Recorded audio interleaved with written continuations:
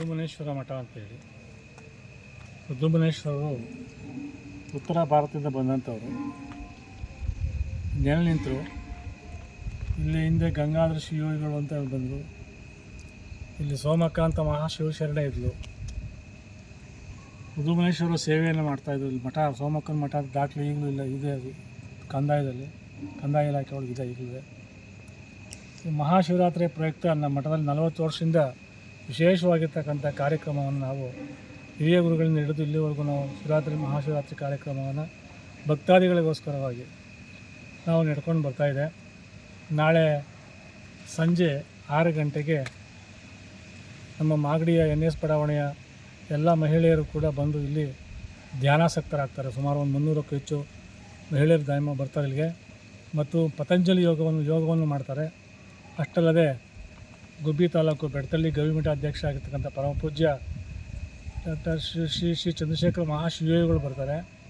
ಅವರು ಶಿವರಾತ್ರಿ ಮತ್ತು ಯೋಗದ ಬಗ್ಗೆ, ಶಿವರಾತ್ರಿಯ ಮಹತ್ವದ ಬಗ್ಗೆ, ಮನುಷ್ಯನಿಗೆ ಆಧ್ಯಾತ್ಮಿಕತೆ ಹೇಗೆ ಬೇಕು, ಈ ಹಬ್ಬದ ವಿಶೇಷ ಏನು, ನಾವು ಹೇಗೆ ಆಚರಣೆ ಮಾಡಬೇಕು ಅಂತಕ್ಕಂಥದ್ದನ್ನು ಪೂಜ್ಯರು ತಿಳಿಸ್ಕೊಳ್ತಾ ಇದ್ದಾರೆ. ಇನ್ನು ಅನೇಕ ಹರಗುರು ಚರಮೂರ್ತಿಗಳು ಬರ್ತಾರೆ, ಗಣ್ಯಮಾನ್ಯರು ಬರ್ತಾರೆ ಮತ್ತು ಸುತ್ತಮುತ್ತ ಎಲ್ಲ ಗ್ರಾಮಸ್ಥರು ಕೂಡ ಶ್ರದ್ಧಾಭಕ್ತಿಯಿಂದ ನಾಳೆ ಇಲ್ಲಿ ಸಾಯಂಕಾಲ ಸುಮಾರು 1-2 ಸಾವಿರ ಜನಕ್ಕೂ ಕೂಡ ಬಂದು ಇಲ್ಲಿ ಧ್ಯಾನಾಸಕ್ತರಾಗ್ತಾರೆ. ಪೂಜೆ ಬಹಳಷ್ಟು ವರ್ಷಗಳಿಂದ ಇಲ್ಲಿ ಮಠಕ್ಕೆ ಭಕ್ತರಿದ್ದಾರೆ. ಸುತ್ತಮುತ್ತ ಎಲ್ಲ ಭಕ್ತರು ಬಂದು ಈ ತಮ್ಮ ಆಧ್ಯಾತ್ಮಿಕವಾಗಿರ್ತಕ್ಕಂಥ ರುದ್ರಮುನೇಶ್ವರರಿಗೆ ಭಕ್ತಿ ಸಮರ್ಪಣೆ ಮಾಡ್ತಾರೆ. ಬೆಳಿಗ್ಗೆ ಉಪವಾಸ ಇದ್ದು ಸಾಯಂಕಾಲ ಬಂದು ಇಲ್ಲಿ ಫಲಹಾರ ಮಾಡಿಕೊಂಡು ಹೋದರೆ ಅವರಿಗೆ ಎಷ್ಟೋ ಶಾಂತಿ. ಬೆಂಗಳೂರಿಂದ ಬರ್ತಾರೆ, ತುಮಕೂರಿಂದ ಬರ್ತಾರೆ, ಮೈಸೂರಿಂದ ಬರ್ತಾರೆ. ಈ ಮಠದ ಭಕ್ತಾದಿಗಳು ಎಲ್ಲೆಲ್ಲರೋ ಅವರೆಲ್ಲರೂ ಕೂಡ ನಾಳೆ ಬಂದು ಶ್ರೀ ಮಠದ ರುದ್ರಮುನೇಶ್ವರರಿಗೆ ಸೇವೆಯನ್ನು ಸಲ್ಲುವಂತಹ ಕಾರ್ಯಕ್ರಮ ನಡೆದಿದೆ. ನಾಳೆ ಪೂಜ್ಯ ಸ್ವಾಮಿಗಳ ಆಶೀರ್ವಾದ ಇದೆ. ಎಲ್ಲರೂ ಕೂಡ ಬರಬೇಕು ಅಂತೇಳಿ ನಾನು ನಿಮ್ಮ ಮುಖ ತಿಳಿಸ್ತಾ ಇದ್ದೇನೆ. ಇದು ಮಠದ ಹಿನ್ನೆಲೆ ಏನಿದೆ? ಮಠದ ಹಿನ್ನೆಲೆ ಅಂತಂದರೆ ಶ್ರೀಮಠ ನಾಡಪ್ರಭು ಕೆಂಪೇಗೌಡರು ಕಟ್ಟಿರ್ತಕ್ಕಂಥ ಮಠ. ಈ ಗುರುಗಳು ಕೆಂಪೇಗೌಡರಿಗೆ ಅನುಗ್ರಹವನ್ನು ಕೊಡ್ತಾರೆ. ಯಾಕಪ್ಪ ಅಂದರೆ ಜನ ತೊಂದರೆ ಕೊಡ್ತಾ ಇರ್ತಾರೆ. ಅನೇಕ ಇವರು ಇಲ್ಲಿ ಕೆಲಸ ಕೆಂಪೇಗೌಡರಿಗೆ ಕೆಲಸ ಮಾಡಿಸ್ಕೊಡೋದೇ ಇಲ್ಲ. ಗುರುಗಳು ಶ್ರದ್ಧಾಭಕ್ತಿಯಿಂದ ಆತನಿಗೆ ಉಪದೇಶ ಮಾಡಿ ಅನುಗ್ರಹ ಕೊಟ್ಟು ಇನ್ನು 64 ಮಠಗಳನ್ನು ಕಟ್ಟು ಅಂತ ಹೇಳ್ತಾರೆ. ಆಗ ಅವನು ವೀರಶೈವ ಧರ್ಮದ ಒಬ್ಬ ಹೆಣ್ಣು ಮಗಳಾಗಿರ್ತಕ್ಕಂಥ ಭಾರ್ಗವತಿ ಅಂತಕ್ಕಂಥ ಹೆಣ್ಮಗಳನ್ನು ಅವರು ವಿವಾಹವಾಗಬೇಕು ಅಂತೇಳಿ ಜನಗಳನ್ನ ಕೇಳಿದಾಗ, ಅವರ ಗುರುಗಳ ಹತ್ರ ಬಂದು ಜನಗಳು ಕೇಳಿದಾಗ ಕೆಂಪೇಗೌಡನಿಗೆ ಹೇಳ್ತಾರೆ, ನೀನು ನಮ್ಮ ವೀರಶೈವ ಧರ್ಮದಂತೆ ಲಿಂಗ ದೀಕ್ಷೆಯನ್ನು ಹೊಂದಲು ಮಾತ್ರ ನಿನಗೆ ಭಾರ್ಗವತಿ ಅಂತ ಹೆಣ್ಮಕ್ಳು ಕೊಡೋಕ್ಕೆ ಸಾಧ್ಯ ಅಂತ ಅಂದಾಗ ಅವನು ಒಪ್ಕೊಂಡು ದೀಕ್ಷಾಬದ್ಧನಾಗ್ತಾನೆ. ಆವಾಗ ನಮ್ಮ ಮಠದಲ್ಲಿ ವಿವಾಹ ಕಾರ್ಯ ನಡೀತದೆ. ಅಂದಿನ ಈಚೆಗೆ ನಮ್ಮ ಮಾಗಡಿ ಕೆಂಪೇಗೌಡರು ಕೋಟೆ ಕುತ್ತಗಳು ಕಟ್ತಾರೆ, 64 ಮಠಗಳನ್ನು ಕಟ್ತಾರೆ, ದೇವಸ್ಥಾನ ಕಟ್ತಾರೆ, ಕೆರೆಕಂಟೆಗಳು ಕಟ್ತಾರೆ. ಅಷ್ಟೇ ಅಲ್ಲ, ಬೆಂಗಳೂರನ್ನು ಕಟ್ತಾರೆ. ಹೀಗಾಗಿ ನಮ್ಮ ಗುರುಗಳು ಮಾಗಡಿ ಕೆಂಪೇಗೌಡನಿಗೆ ಸಪೋರ್ಟಾಗಿ ನಿಂತ್ಕೊಂಡು ಸೋಮೇಶ್ವರ ದೇವಸ್ಥಾನ ಕಟ್ಟೋದಕ್ಕೆ ಅವರು ಘಟಬದ್ಧರಾಗಿ ನಿಂತ್ಕೊಳ್ತಾರೆ ನಮ್ಮ ಸ್ವಾಮಿಗಳು. ಅಷ್ಟೇ ಅಲ್ಲ, ಕೆಂಪಸಾಗರದಲ್ಲಿ ಕೆಂಪಸಾಗರಕ್ಕೆ ಕೋಟೆಯನ್ನು ಕೂಡ ಕಟ್ತಾರೆ. ಈಗ ಅನೇಕ ಕಡೆಗಳನ್ನು ಕಟ್ತಾರೆ. ಅಷ್ಟೇ ಅಲ್ಲ, ಎಲೆ ಮಲ್ಲಪ್ಪ ಶೆಟ್ಟರು ಅಂತೇಳಿ ಅವರು ಚಿಕ್ಕಮಗಳೂರಿಂದ ಬರ್ತಾರೆ. ಬಹಳ ಅವರು ಆಧ್ಯಾತ್ಮಿಕ ಜೀವಿಗಳು. ಅಷ್ಟೇ ಅವರು ವ್ಯಾಪಾರಸ್ಥರು. ಒಬ್ಬ ಪಾಳೆಗಾರ ಅವ್ರನ್ನ ಬೆನ್ನಟ್ಟಿ ಬರ್ತಾನೆ. ಅವರು ಒಬ್ಬರು ಸುಂದರವಾಗಿರ್ತಕ್ಕಂಥ ಹೆಣ್ಮಗಳಿರ್ತಾರೆ, ಅವಳನ್ನ ಪಡ್ಕೋಬೇಕು ಅಂತೇಳಿ ಅವ್ನು ಹಿಂಸೆ ಮಾಡ್ತಾನೆ. ಆವಾಗ ಅವ್ನು ಬೆನ್ನಟ್ಟು ಬಂದಾಗ ಕೆಂಪೇಗೌಡರು ನಿಂತ್ಕೊಂಡು ಅವನ್ನ ಬೆನ್ನಟ್ಟು ಓಡಿಸ್ತಾರೆ. ಆಗ ಎಲೆ ಮಲ್ಲಪ್ಪ ಶೆಟ್ಟರು ಮಾಗಡಿಲಿ ನಿಂತು ಎಲೆ ಮಲ್ಲಪ್ಪ ಶೆಟ್ಟರು ಮತ್ತು ಕೆಂಪೇಗೌಡರು ಬೆಂಗಳೂರನ್ನ ಕಟ್ತಾರೆ. ಈಗಲೂ ಕೂಡ ಎಲೆ ಮಲ್ಲಪ್ಪ ಶೆಟ್ಟರು ಕೆರೆ ಅಂತ ಹೊಸಪೇಟೆ ಕಡೆ ಇದೆ. ಈಗಲೂ ಕೂಡ ಎಲೆ ಮಲ್ಲಪ್ಪ ಶೆಟ್ಟರು ಉಳಿತಕ್ಕಂಥ ಮನೆಗಳು ನಮ್ಮ ಮಾಗಡಿಲಿ ಚೌಟ್ರಿ ಕಟ್ಟಿದಲ್ಲ, ಅದು ಎಲೆ ಮಲ್ಲಪ್ಪ ಶೆಟ್ಟರು ಜಾಗ ಅಂತ ಹೇಳ್ತಾರೆ.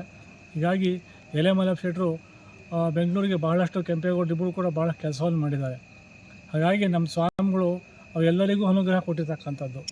ಅದರಿಂದ ವಿಶೇಷ ಏನಪ್ಪ ಅಂತಂದರೆ ರುದ್ರಮುನೇಶ್ವರರು ಕೆಂಪೇಗೌಡರ ಗುರುಗಳು ಅಂತ ಅದಾಗಿದೆ. ಎಷ್ಟು ವರ್ಷದ ಇತಿಹಾಸ ಹೊಂದಿದೆ? ಸುಮಾರು ಒಂದು 500-600 ವರ್ಷದ ಇತಿಹಾಸ ಇರ್ಬೋದು. ನಿಮ್ಮ ಹಿಂದಿನ ಗುರುಗಳು?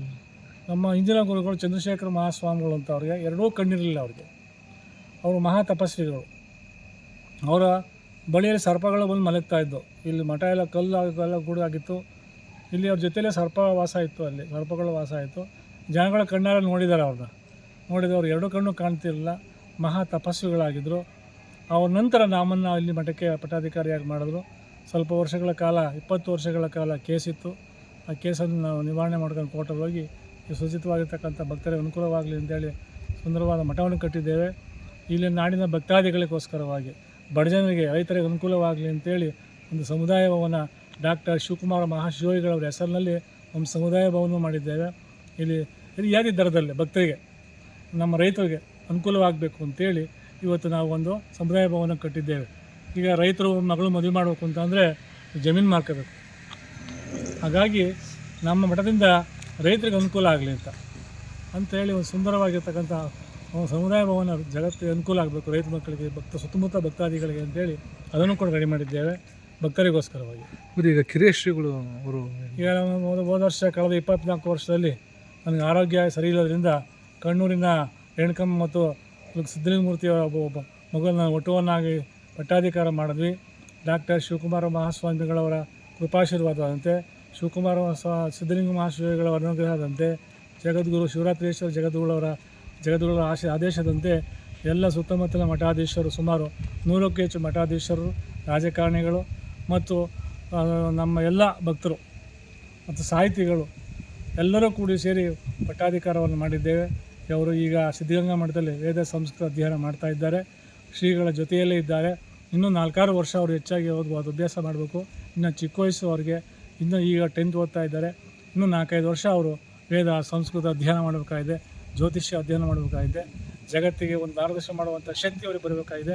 ಅದಕ್ಕೋಸ್ಕರ ಅವರನ್ನು ಪರಮಪೂಜ್ಯ ಸಿದ್ಧಲಿಂಗ ಮಹಾಸ್ವಾಮಿಗಳವರು ಅವರನ್ನು ಕೃಪಾಶೀರ್ವಾದದಿಂದ ಬೆಳೀತಾ ಇದ್ದಾರೆ ಅಂತ ಹೇಳಿ ನಾನು ಇಷ್ಟಪಡ್ತೇನೆ.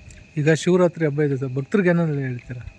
ಭಕ್ತರು ಶಿವರಾತ್ರಿ ಹಬ್ಬದ ದಿವಸ ಹಿಂದೆಲ್ಲ ನಮ್ಮ ಮನೆಗಳಲ್ಲಿ ಹೇಗೆ ಹಬ್ಬವನ್ನು ಆಚರಣೆ ಮಾಡ್ತಿದ್ರು, ಎಲ್ಲರೂ ಕೂಡ ಉಪವಾಸವಿದ್ದು ರಾತ್ರಿ ಜಾಗರಣೆ ಇದ್ದು ನಮ್ಮ ಮಠದಲ್ಲಿ ಸುಮಾರು 1000 ಜನ ಬಂದು ಇಲ್ಲಿ ಉಪವಾಸ ಮಾಡೋರು, ಜಾಗರಣೆ ಇರೋರು. 1000 ಜನ ಭಕ್ತರು ಬೆಳಗ್ಗೆ ಎದ್ದು ಪೂಜೆ ಮಾಡಿ ಅವರೇ ದಾಸೋಹ ಮಾಡ್ತಾಯಿದ್ರು. ಶಿವರಾತ್ರಿಯ ಮಹಾತ್ಮ ಅಂತಂದರೆ ಇದು ಆಧ್ಯಾತ್ಮಿಕವಾಗಿರ್ತಕ್ಕಂಥ ಹಬ್ಬ. ದೇಹದ ಹಸಿವಿಗೆ ಹೇಗೆ ಆಹಾರ ಬೇಕೋ ಹಾಗೆ ಆತ್ಮದ ಹಸಿವಿಗೆ ಏನಪ್ಪ ಬೇಕು ಅಂತಂದರೆ, ಮನಸ್ಸಿನ ಹಸಿವಿಗೆ ಏನಪ್ಪ ಬೇಕು ಅಂತಂದರೆ ಪ್ರಾರ್ಥನೆ ಬೇಕು. ಅಂತಹ ಪ್ರಾರ್ಥನೆಯನ್ನು ಮಾಡ್ತಕ್ಕಂಥದ್ದು ಶಿವರಾತ್ರಿ ಉಪವಾಸ ಮಾಡಿ ಭಗವಂತನಾಗಿರ್ತಕ್ಕಂಥ ಶಿವನ ನೆನೆಯಿರ್ತಕ್ಕಂಥದ್ದು, ಆ ಶಿವನ ಸ್ಮರಣೆ ಮಾಡ್ತಕ್ಕಂಥದ್ದು ಇದು ಶಿವರಾತ್ರಿಯ ಮಹತ್ವ. ಅನೇಕ ಪುರಾಣಗಳಲ್ಲಿ ಶಿವರಾತ್ರಿಯ ಮಹತ್ವಗಳನ್ನು ಪುರಾಣಗಳಲ್ಲಿ ಹೇಳಿದ್ದಾರೆ. ಹಾಗಾಗಿ ಹಿಂದೂ ಧರ್ಮದಲ್ಲಿ ಭರತಖಂಡದಲ್ಲಿ ಶಿವರಾತ್ರಿಯನ್ನು ಭಾಳ ಚೆನ್ನಾಗಿ ಆಚರಣೆ ಮಾಡ್ತಾರೆ. ಇತರೆ ಪಾಶ್ಚಿಮಾತ್ಯ ದೇಶಗಳಲ್ಲಿಯೂ ಕೂಡ ಶಿವರಾತ್ರಿ ಆಚರಣೆ ಇದೆ. ನೀವು ನೋಡೋದು ನೇಪಾಳದಲ್ಲೂ ಶಿವನ ಆಚರಣೆ ಮಾಡ್ತಾ ಇದ್ದಾರೆ, ಮತ್ತು ಕಠ್ಮಂಡುವಿನಲ್ಲಿ ಮತ್ತು ಹಿಂದೂ ರಾಷ್ಟ್ರಗಳು ಎಲ್ಲೆಲ್ಲಿದೆಯೋ ಅಲ್ಲೂ ಕೂಡ ಮಾಡ್ತಾ ಇದ್ದಾರೆ. ಈಗ ಮೊನ್ನೆ ಅವರು ನಮ್ಮ ಇಲ್ಲಿ ಕೈಲಾಸ ಇದು ಕಟ್ಕೊಂಡಿರಲ್ಲ ಅವರು ನಿತ್ಯಾನಂದ ಮಹಾಸ್ವಾಮಿಗಳು ಇಲ್ಲೇ ಇದ್ದರು, ಅವ್ರು ಬಿಡದಿ ಒಳಗೆ. ಈಗ ಅವರು ಹೋಗಿ ಅವ್ರದ್ದೇ ಆಗಿರ್ತಕ್ಕಂಥ ಒಂದು ರಾಷ್ಟ್ರವನ್ನು ನಿರ್ಮಾಣ ಮಾಡ್ಕೊಂಡು ಅಲ್ಲೂ ಕೂಡ ಶಿವರಾತ್ರಿಯನ್ನು ಆಚರಣೆ ಮಾಡ್ತಾ ಇದ್ದಾರೆ. ಇದೊಂದು ವಿಶೇಷವಾಗಿರ್ತಕ್ಕಂಥ ವ್ರತ, ಹಬ್ಬ ಅಲ್ಲ, ಇದು ಶಿವರಾತ್ರಿಯ ವ್ರತ. ಭಗವಂತನಿಗೋಸ್ಕರವಾಗಿಯೇ ನಾವು ಒಂದು ದಿವಸ ರಾತ್ರಿಯಲ್ಲಿ ಕಾಲ ಕಳಿಬೇಕು ಅಂತಂದರೆ ಇಸ್ಪೀಟ್ ಆಡೋದು, ಜೂಜಾಡೋದು ಅವೆಲ್ಲ ಮಾಡಿದ್ರೆ ಶಿವರಾತ್ರಿ ಆಗೋದಿಲ್ಲ. ಭಗವಂತನ ನಾಮಸ್ಮರಣೆ, ಭಜನೆ, ಶಿವಕೀರ್ತನೆಗಳನ್ನು ಹಾಡಿ ಭಗವಂತನ ನೆಲೆದಾಡ್ತಕ್ಕಂಥದ್ದೇ ಶಿವಪೂಜೆಯ ಉದ್ದೇಶ. ಬಸವಣ್ಣ ಹೇಳ್ದಂಗೆ ಶಿವಪೂಜೆ ಮಾಡುವುದು, ಮಾಡಿದ ಪೂಜೆ ನೋಡುವುದಯ್ಯ, ಶಿವತತ್ವಗೀತೆ ಹಾಡುವುದಯ್ಯ, ಶಿವನ ನೆಲೆದಾಡುವುದೇನ, ಭಗವಂತನ ಕೊಡುವುದಯ್ಯ ಅಂತೇಳಿ ಬಸವಣ್ಣ ಹೇಳ್ತಾರೆ. ಅದೇ ರೀತಿ ನಾವು ಭಗವಂತನ ಮುಂದೆ ಕೂತ್ಕೊಂಡು ಧ್ಯಾನ ಮಾಡಿ ಆತನ ಯಾವಾಗಲೂ ಸಹ ನೆನಪಿರಬೇಕು ಅಂತಕ್ಕಂಥ ಧನಾಸಕ್ತರಾಗಿರ್ತಕ್ಕಂಥ ದಿವಸ ಇದು ಶಿವರಾತ್ರಿಯ ಮಹತ್ವ. ಹಾಗೆ ಎಲ್ಲ ದೇವಸ್ಥಾನಗಳಲ್ಲಿಯೂ, ಹಿಂದೂ ಭಾರತೀಯ ಸಂಸ್ಕೃತಿಯ ಎಲ್ಲ ಶಿವನ ದೇವಸ್ಥಾನಗಳಲ್ಲಿಯೂ ಕೂಡ ನಮ್ಮ ನಾಳೆಯಿಂದ ಹಿಡಿದು ಸುಮಾರು 2 ದಿವಸಗಳ ಕಾಲ ಶಿವರಾತ್ರಿಯ ಮಹತ್ವ ಜಾಗರಣೆಗಳು ನಡೀತಾ ಇದೆ, ಮತ್ತು ಉಪವಾಸಗಳು ನಡೀತಾ ಇದೆ, ವ್ರತಗಳು ನಡೀತಾ ಇದೆ, ಕಥಾ ಕಾಲಕ್ಷಗಳು ನಡೀತಾ ಇದೆ. ಇವೆಲ್ಲವೂ ನಮ್ಮ ಭಾರತೀಯ ಸಂಸ್ಕೃತಿನ ಎತ್ತಿ ಹಿಡಿಯುವಂಥದ್ದು. ಈಗ ಕಾರ್ಯಕ್ರಮಕ್ಕೆ ಯಾರೆಲ್ಲ ಬರ್ತಾ ಇದ್ದಾರೆ? ಕಾರ್ಯಕ್ರಮಕ್ಕೆ ರಾಜಕಾರಣಿಗಳು ಬರ್ತಾ ಇದ್ದಾರೆ, MLA ಅವರು ಬರ್ತಾ ಇದ್ದಾರೆ, MP ಅವರು ಬರ್ತಾ ಇದ್ದಾರೆ. ಅಷ್ಟೇ ಅಲ್ಲ, ಅನೇಕ ಮಠಾಧೀಶರು ಕೂಡ, ಅರಗೂರು ಚರಮೂರ್ತಿಗಳು ಮಠಾಧೀಶರು ಕೂಡ ಉಪನ್ಯಾಸಕ್ಕೆ ಬರ್ತಾ ಇದ್ದಾರೆ. ಮತ್ತು ಯೋಗ ಮಾಗಡಿಯಲ್ಲಿ NSA ಯೋಗ ಇದಿದೆ, ಸಂಘ ಇದೆ. ಸುಮಾರು 300ಕ್ಕೂ ಹೆಚ್ಚು ಮಹಿಳೆಯರು ಬಂದು ಇಲ್ಲಿ ಯೋಗ ಧ್ಯಾನವನ್ನು ಮಾಡ್ತಾರೆ. ಅನೇಕ ಭಕ್ತರು ಕೂಡ ಬಂದು ಇಲ್ಲಿ ಶ್ರದ್ಧಾ ಭಕ್ತಿಯಿಂದ ಭಕ್ತಿಯ ಸಮರ್ಪಣೆಯನ್ನು ಮಾಡ್ತಾರೆ. ತಮ್ಮ ಹೆಸರು?